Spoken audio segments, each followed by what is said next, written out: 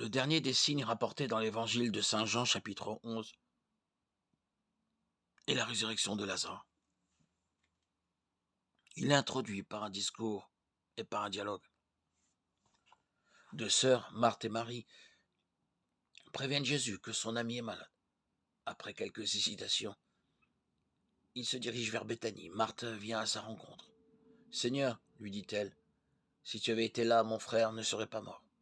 Mais je le sais, tout ce que tu me demanderas à Dieu, il te l'accordera. » Insensiblement, Jésus infléchit le cours de la conversation pour en arriver à une question essentielle.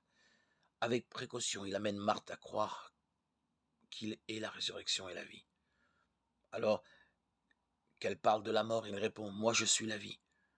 La suite de l'entretien précise le sens de cette affirmation. À Marthe, qui lui dit « Oui, je sais que mon frère ressuscitera lors de la résurrection au dernier jour », Jésus réplique « Je suis, moi, la résurrection et la vie ».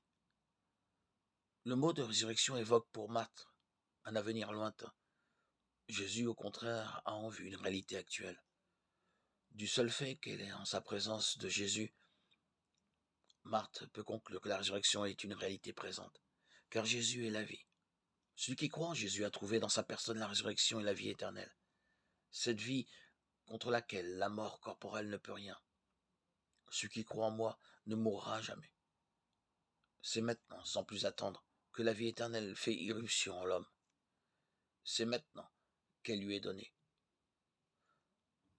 Par là, reste sauve la vérité de la résurrection au-delà de la mort.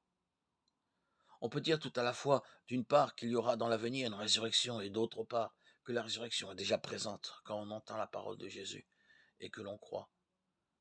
Posséder ou perdre par la mort physique, la vie d'ici-bas matérielle et périssable est secondaire par rapport à la perte ou à la possession de la vie divine qui, elle, ne passe pas.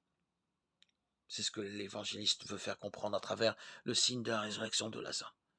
Le sens décisif de l'événement est exprimé par la question posée à Marthe par Jésus et qu'il nous pose à nous-mêmes. Crois-tu cela? Dans ce contexte, la prière de Jésus dans Jean 11, 42 a une importance particulière. Il montre une fois de plus pourquoi il peut donner aux hommes la vie éternelle. Cette prière fait comprendre aux foules qui l'entourent que la source de sa force, de sa puissance et de sa vie se trouve dans le Père. Jésus n'est pas lui-même la source, il fait ce que le Père lui commande. Entre lui et le Père, les rapports ne sont ni figés ni statiques. Ils ne relèvent pas de l'ordre biologique, comme si le Christ recevait seulement du Père sa vie corporelle. Il s'agit ici d'une relation personnelle, d'une communion de vie qui se réalise dans des échanges continuels. Cette relation est comparable à la communion intime qui peut exister entre deux êtres humains. Répétons-le, dans notre vie ici-bas, c'est la vie éternelle, la vie divine qui est à l'œuvre, comme une source jaillissante pour la vie éternelle. Jean 4, 14. C'est pourquoi le croyant peut dire « Pour moi, vivre, c'est le Christ, et mourir m'est un gain ». Philippiens 1, 21. Le récit de la résurrection de Lazare veut nous montrer et nous prouver que Jésus est vraiment celui qui nous apporte le salut. Il nous invite à prendre parti, à assumer avec résolution nos responsabilités vis-à-vis de Dieu et de nous-mêmes. Il veut encore nous donner un autre enseignement. Le Christ Jésus est capable d'aider l'homme lorsque celui-ci arrive au terme de sa vie et que c'en est fini de ses activités, de ses espoirs, de ses aspirations, de ses luttes, et même lorsqu'il touche au fond du désespoir.